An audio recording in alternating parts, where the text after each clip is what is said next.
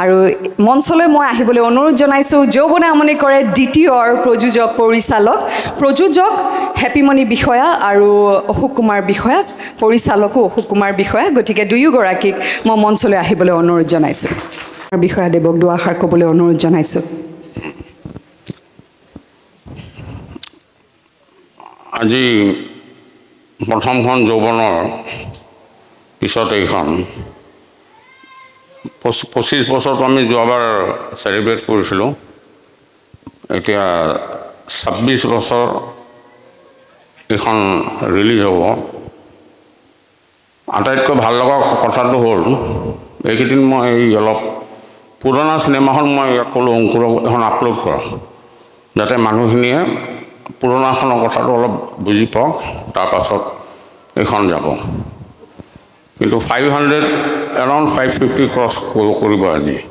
5,50,000 views already হৈ গ'ল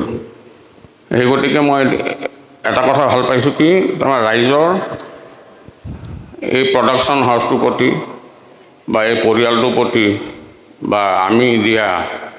সেই যৌৱনে আমনি কৰেখন এতিয়াও ৰাইজৰ অন্তৰত অলপ কোনোবা এটা কোণত হ'লেও আছে আৰু এটা কথা কওঁ যে এইখন ছবি মুঠ ভিউৱাৰ্ছ আছিলে 16 লাখ মানুহ 16 লাখ ভিউৱাৰ্ছে সেইখন ছবি চাইছিলে যিখন আজিলৈকে কোনো অসমীয়া চিনেমা সেই ৰেকৰ্ডটো ব্ৰেক কৰিব পৰা নাই আজিলৈকে তাৰমানে 98 পৰা 2025 লৈ তাকে এই কিবা এটা উৎসাহেৰে মন গ'ল বয়সো হৈ আহিছে এতিয়া আকৌ এবাৰ যৌৱন আমনি বনাম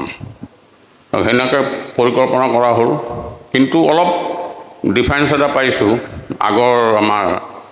ফিল্ম আছিলে আজিকালি ডিজিটেল হ'ল ডিজিটেল মাধ্যমটো আকৌ অলপ ফিল্মতকৈ বেলেগ আৰু মানুহ আমাৰ শিল্পীসকল অলপ ৰিলেক্স হয় বা এটা এনজি হ'লেও পিছতো ওলাম আমাৰ ফিল্ম খৰচা নহয় কিন্তু আগৰ নিচিনাকৈ যদি ফিল্মত হোৱাহেঁতেন এইখনত বোধহয় 100 ৰোল পাৰ হৈ গ'লে ফিল্মৰ 100 ৰোলমান গ'ল হয় বাকী আগৰ কেইখনত মোৰ কোনোবা বুকুৰ মাজলৈ 55 ৰোল যৌৱন আমনি কৰে সেই সময়ত প্ৰথম 60 ৰোল গৈছে মোৰ এতিয়া মনত আছে আৰু সেই ছবিখনৰ মূল দুজন মানুহ আছিলে এই ডেকাচামটোতো মোৰ জাক দিয়া পাৰ্টি আৰু মেইন মানুহ আছিল অজান বৰুৱা মই তাৰ ঘৰলৈ গ'লোঁ তাক তই মাথোঁ গীতটো আছে ইয়াতে আছে নে গীত গৈ মই ক'লোঁ জানো ইহঁতে চিনেমা বনাব আছে কি কৰোঁ বনা এক কথাত বনা মই আছোনে মই কৰি দিম দে সিয়ে কেমেৰা গোটেইখিনি তেতিয়া বাপী চক্ৰৱৰ্তী আছিলে NFDC কেমেৰা আছিলে বোধহয় কেমেৰা যোগাৰ কৰিলে এটা অঞ্জন কলিতা অচ্যুত ভাগৱতী বেচেৰা সি ঢুকাল তেনেকৈ মানে কিবা এটা খুব ক্ৰিয়েটিভ আৰু মানে কেতিয়াবা স্ক্ৰিপ্টখন আধা হৈ থাকে গান কৰিবলৈ পঠাই দিওঁ কিবা পিকনিক টাইপৰ হ'ল কিন্তু পিছত যেতিয়া চিনেমাখন এডিটিঙত জইন হ'ল মই নিজে ভাবি পোৱা নাই যে এইখন চিনেমা সেইখনে বনাইছিলোঁ নেকি সেইকাৰণে আজিও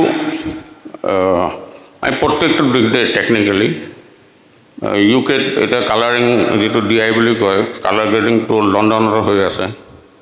বেকগ্ৰাউণ্ড মিউজিক বম্বেত হৈ আছে RR বম্বেত হৈ আছে লণ্ডনত যেতিয়া দিন হয় আমাৰ এটা ৰাতি হয়